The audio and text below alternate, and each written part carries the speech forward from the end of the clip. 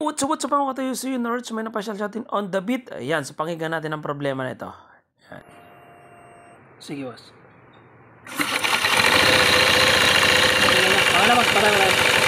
So yan, so may kahit na yung bola ni boss. Ayan o.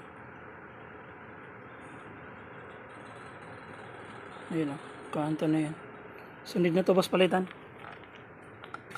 So yun, alright, so kinalasan natin yung mga panggilid, yung pulley set yan. So itong torque trip yan, wala nang grasa, konti na lang.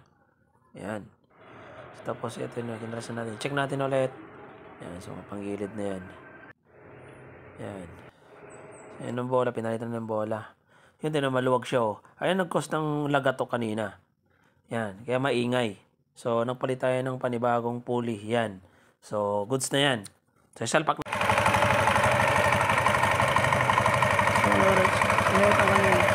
Ito kanina yung binidyo ko. Yan. So kaya ang lakas lang sa pulley niya. So pinalitan nga natin. Ayan ang kanya. Nawala na siya. Hindi rin mga.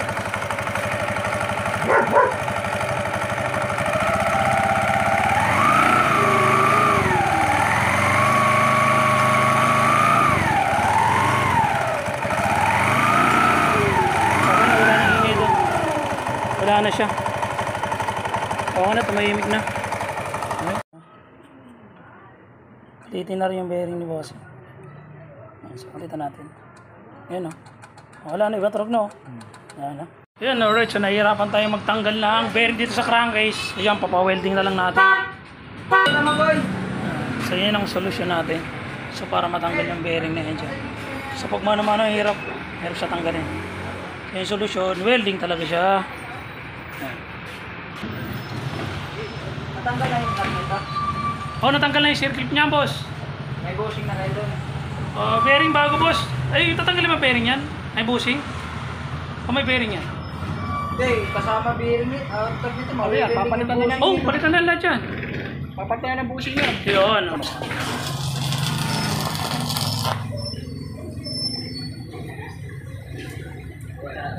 Welding natin.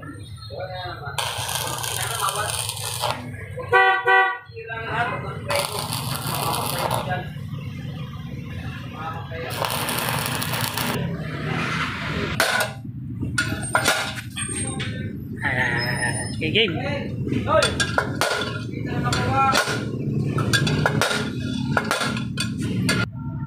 Ayan na. Ayan ang solve sa problema. Ayan na. Alright na. Ayan.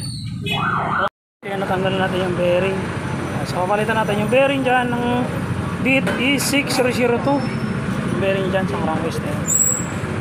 Alright. Ayan. So babang-bang ako saglit po. Babang-bang ako. Wala kayo, nawala na yung hingay niya. Okay na. Alright.